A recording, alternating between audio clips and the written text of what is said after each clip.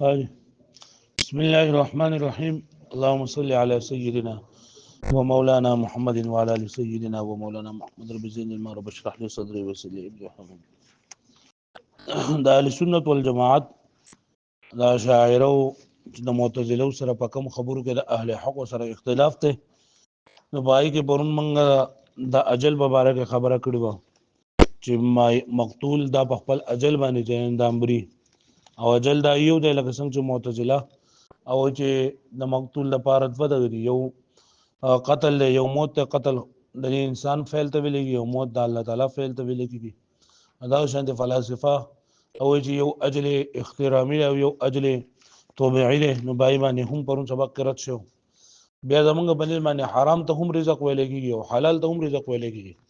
او معتزله وی چې حرام چې دا رزق نه دی نو هغه باندې پرون خبره اتر شو نن سبق کې الله یذل من یشاء و یهدی من یشاء چې الله تعالی چاته وغواړي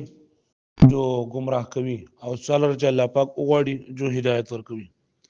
د ضلالت او د هدایت د دې سمانا ده په دې کې د اشاعره او د معتزله چې د اختلاف ده والله یذل من یشاء د او یهدی من یشاء د هدایت معنا دا اهتدا یعنی هدایت پیدا کول او د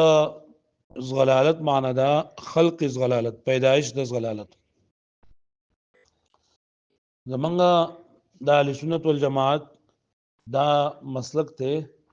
چې خالق ته دا صرف او صرف یو الله تعالی دی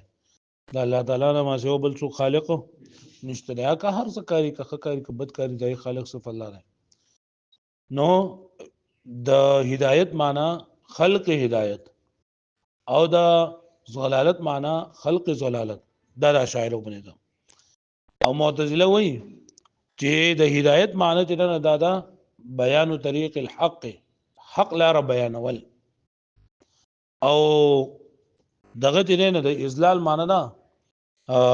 وجدان العبد صغالن چې بندل را گمراه مندل پوهیږي به منه معتزله وایي چې د هدایت معنی سره حق لار بیانول او د ضلالت معنی سره وجدان العبد صغالن یعنی بندل را گمراه مندل یا بندل را گمراه نم کې خودل تسمیه العبد صغالن نو اشاعره و چې دا معنی صحیح نه دي ځکه کده هدایت معنی ته وکي بیان طریق الحق چې حق لار بیانول حق خبره بیانول نو دا الله تعالی دغه سره خاص کړی نه ځکه چې الله تعالی الله یذل من یشاء و یهدی من یشاء چې الله تعالی چاله وروړي هدایت ورکړي چې وغواړي نه هغه کې نو کته حق لار بیانول وې نو حق لار الله تعالی یوازې دغه لپاره نه بیان کړي هدایت دا هدایت یوازې د متقین لپاره نه کړي بلکې د ټول خلکو لپاره کړي دا قرآن مجید کې الله تعالی فرمایي یا ایها الناس او والله يدعو الى دار السلام نو دا ټول خلکو ته الله تعالی دا حکم کړی دی په دې کې ظالمین او مهتدین به جدا جدا نه دي وایي به نه معنی او دغه شانتي دغه وی د معتزله چې د ضلالت معنی دا وجدان العبد صغالن وجدان العبد صغالن چې لکه بندل را گمراه منل یا بندل را گمراه نوم کې خودل ضال نوم کې خودل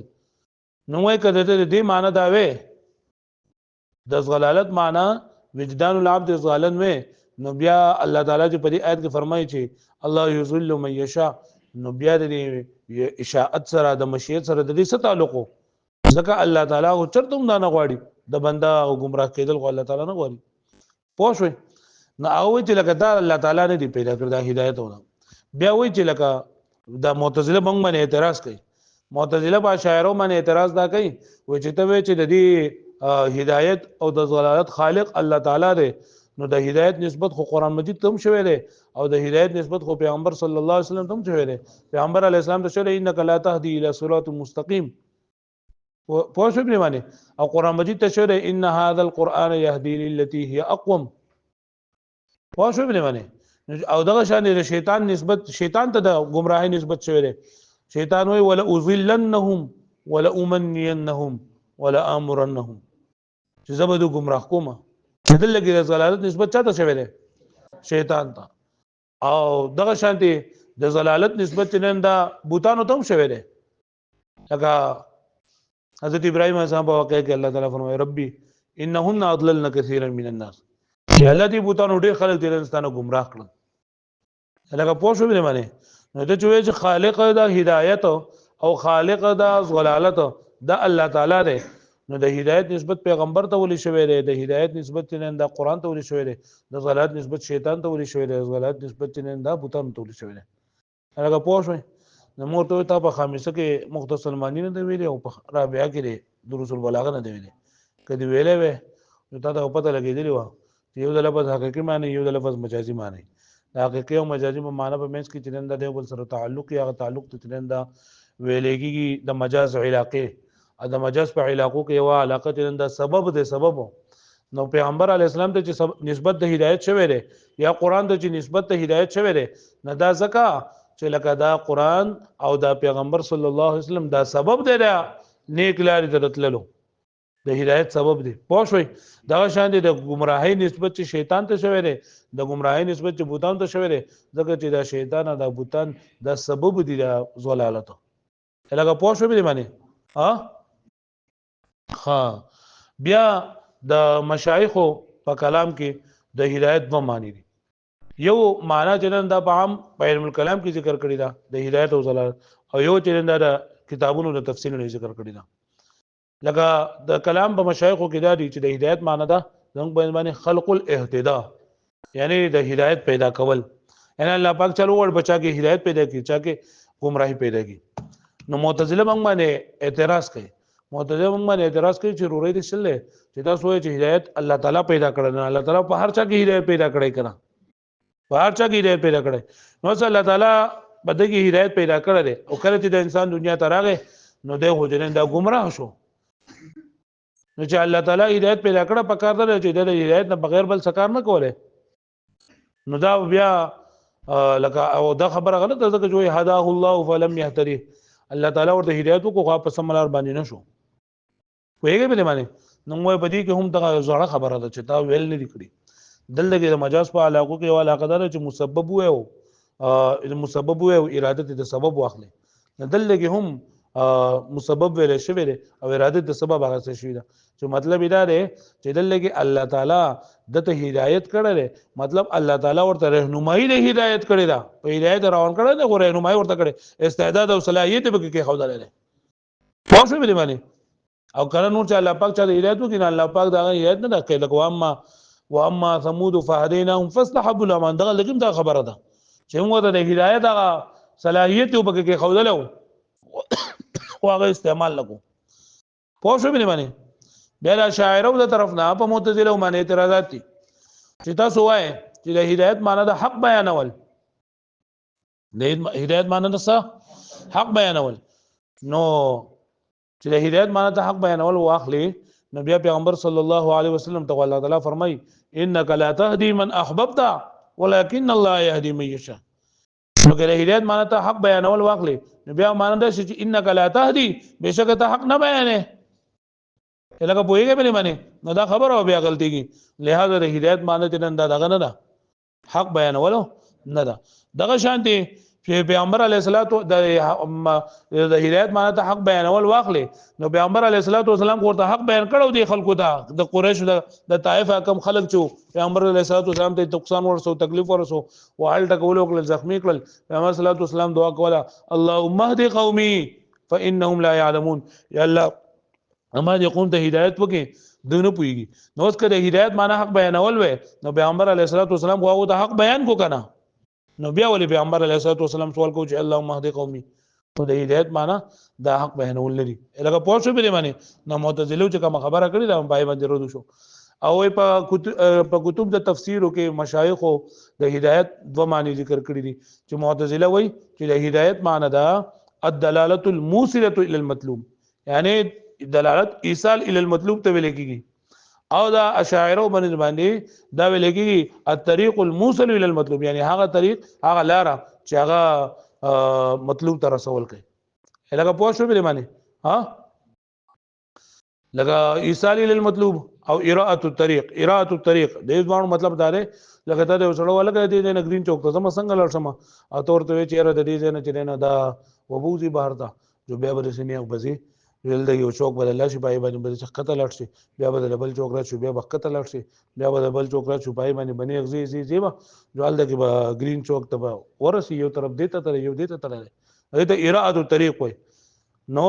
دا وای اشاعره چې لکه د هدایت معنی دا ده چې بس لار ورته وخوله و د دې انسان خو خدا ده چې تا ورته لار وخوله و د دې په دې باندې بل طرف ته لاړو نو دا د خون کې غلطي ده کنه د لیکس غلطي ده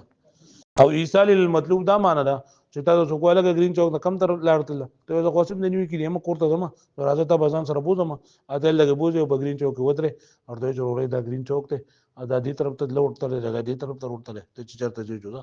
ودا دې ویل کېږي معتزله هغه د هدایت دا معنی اخلي لکه پوه شو به منه پوه شو ګورې کتاب دا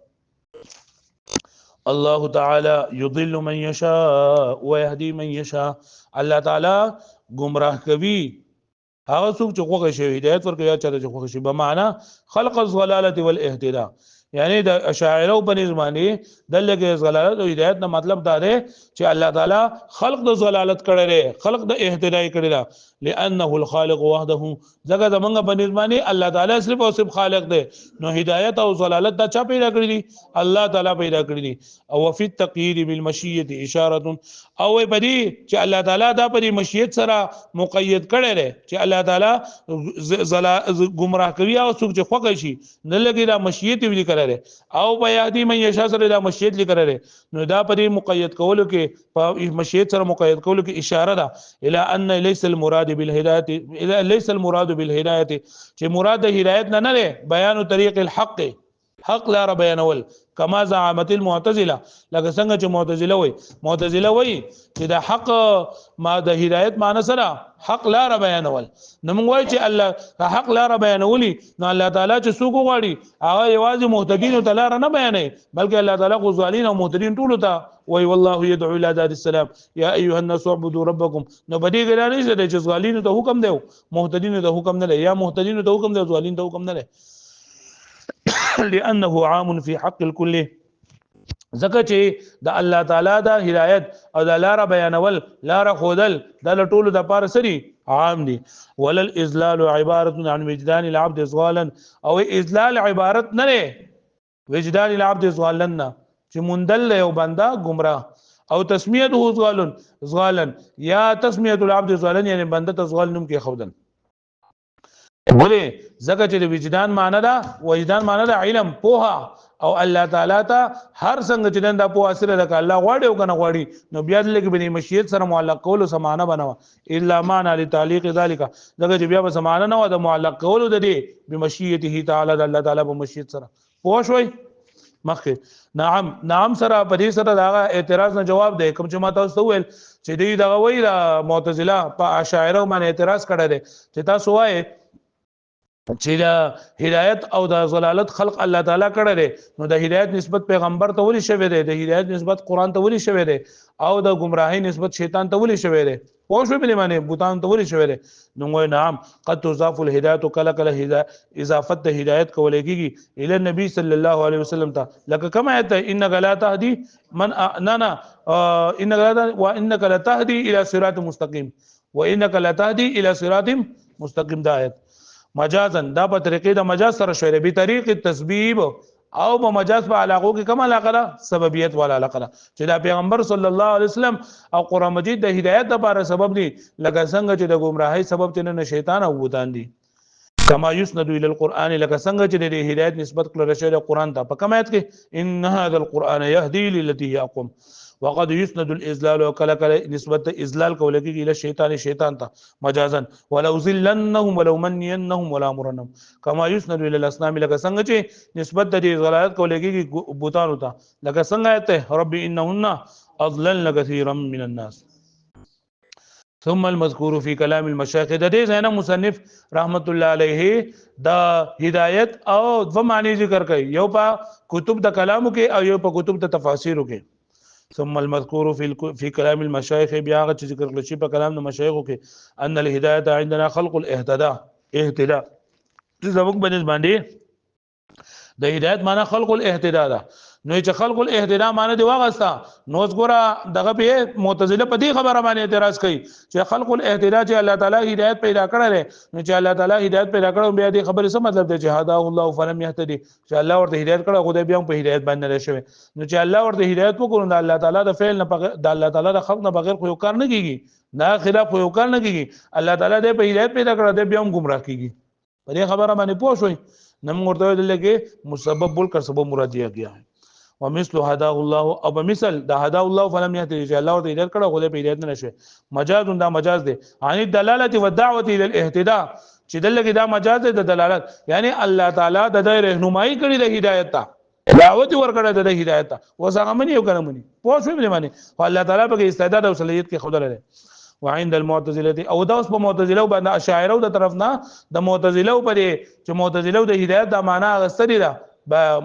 د بیان طریقه الحق نو باغی باندې جنن د ادو اعتراضات دي وعند المعتزله بیان طریق الصواب او د معتزله باندې دا هدایت معنا ده بیان طریق الصواب صحیح لار بیانول او هو باطل دا خبره باطله ده زګه دې معنا دا وې نو بیا به دا خبره باطله و چې انک لا تهدی من احببت زګه پیغمبر قران لګل الله پاک دې لپاره چې خلکو د حق لار بیان کی او ته ورته چې انک لا تهدی من احببت ولقول علیه الصلاۃ والسلام او د پیغمبر صلی الله علیه وسلم کداغه معنی وي نو بیا اللهم اهد قومي دا خو بیا تحصیل ده حاصل له پوه شو به معنی مع انه بين طريق سره دې چې واضح لار ول بیانون کړي پیغمبر سلام ودعاهم الى الاهتداء او ربري خلق اهتداء ته لکه پوه شوي والمشهور سره هغه معنی بیانې کوم چې په کتب د تفاسیر کې چې دا ذکر کړی د مشایخو د هدى للمتقین کې چې ان الهدايه عند المعتزله هدایت د معتزله باندې الدلاله الموصله الى المطلوب دلالت چې رسونګي مطلب ته تاسو شریعت تعظیم ویل لري کنه اب شریعت تعظیم کې ودا د پوره خبره کړي چې کله د هدایت نسبت الله ته وشي نو بیا بدلات موصله الى المطلوب مرادي او کچر د قران ته نسبت وشي یا پیغمبر ته نسبت وشي نو بیا به څه مراد وي اراده الطريق وعند المعتزله معتزله الدلاله الموصله هذا دلاله رسون کې مطلب تا وعندنا ذنب باندې الدلاله على طريق چې دلالت په داسې لار باندې چې غلاره رسول کې مطلب تا اراده الطريق معنا سواء حصل الحصول والاهتداء ام لم يحصل برابر خبره ده چې حاصلي کې هدایت او اهتداء کنه حاصلي خدا ور دلار او خلاص په لار باندې ممونای جنازه ده او بخلی بچا منی دي الله تعالی باندې زي ور دي